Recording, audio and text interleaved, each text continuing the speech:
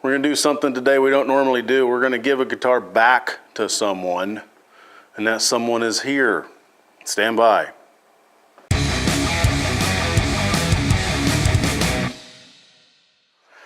Hey everybody, welcome back.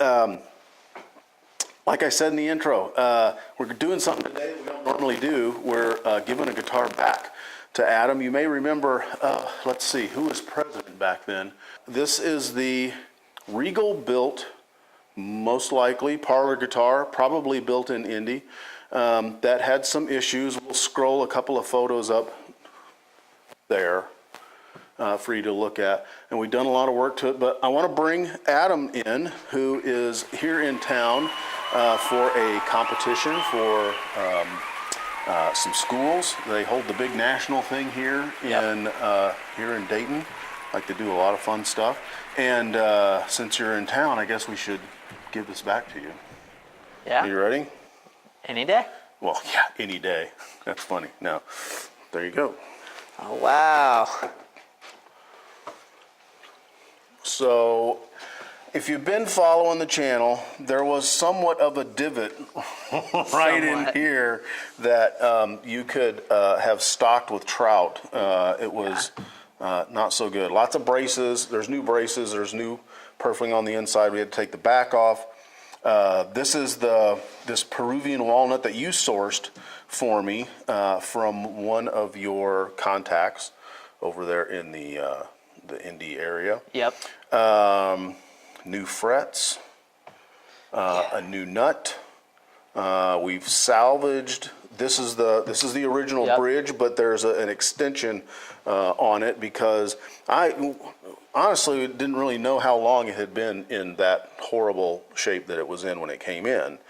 So the geometry was kind of wacky. Got the neck reset, and so now it's set a little proud. Waiting for it to settle down, and then we'll see what it's going to do. Because you've got the skills that, you know, if it's a little too high, just file, you know, cut the nut slot down a little bit more, or you can take this off, and you know, sand a little bit off of it. But yeah, there it is. Yeah, so, it looks great. Here, we'll flip it over. One of the things that we had talked about. Is this even in the? Yeah, that would help. Yeah. One of the things that we had talked about was trying to maintain the mojo, and the sides and the back were actually just sanded down. This is a solid piece of what we think is probably birch. Birch, yeah. That seems to be a pretty popular wood used during that time. And so we wanted to make it look like it was, you know, an old guitar.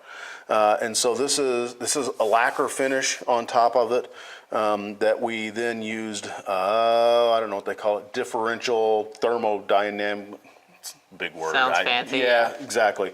It's hot and cold. It's a heat gun and a can of compressed air turned upside down. So that's what gives you all these, you know, the little lacquer checking in the back. It's worn in the places where you think it would be worn at, from where it sits on your knee or where it your arm rests on it. It was interesting that this crack was in it when we got it, and then underneath the finish we found this looks like a couple of spalting lines in it that I thought was just super cool. The finish is kind of a little thin up here because when you sit down with it, you do this, and this is where you put your arm. At least that's what I do. So there you go. Yeah, no, it turned out great. Yeah, it's not bad considering what it was. I think the word we've used in correspondence has continually been firewood. Yeah, I think that's the descriptive term that we've used quite a bit. But the finish on the top is the finish that was there. So there's not a huge difference between the finish on the top and here on the back. You may remember, well, I'll try to put some footage up of this too. This whole area here was just splinters. There were two or three pieces of wood underneath that extension there that were kind of tough. But yeah, it's not bad. New strings. We left the cowboy cord indentations in there because, you know, why would you want to try to erase the love that someone has put into this thing at some point in its life? Yeah. Somebody played a lot of cowboy chords there. So I think that's a good place to stop. Yeah. Anyways, it was a super long time in coming. Adam's been patience, good word. It's been a blast. It's been worth the wait. Like, it's cool to take something that was, like we said, firewood, and you've kind of turned it back into something that looks, you know, well taken care of for the age, and that it's still, you know, got a story. Yeah, and it's functional, so you can sit down on the fire mantle and you know, on the hearth and play this and strum along, or sit beside a fireplace or something like that. Yeah, it's cool. It's functional. It's doing what it was designed to do once again. So a big, huge thanks to this guy. I thank this for guy. being patient. I thank him more because I just made it look less ugly. Anyways, I'm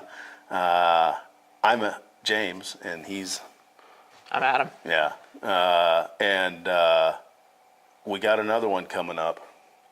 I'm not going to show you, but it's a Martin, and it's cracked, and it's ugly. It needs some love. Needs some love, yeah. Anyways, have a good weekend. Cheers. Hey, if you like this episode of RATTLECAN Guitar Restorations, you might want to check this video out as well. Be sure to subscribe to us on YouTube, and if you'd like to help the channel grow, consider stepping over to our Patreon page and giving that a look. Y'all have a good weekend. Cheers.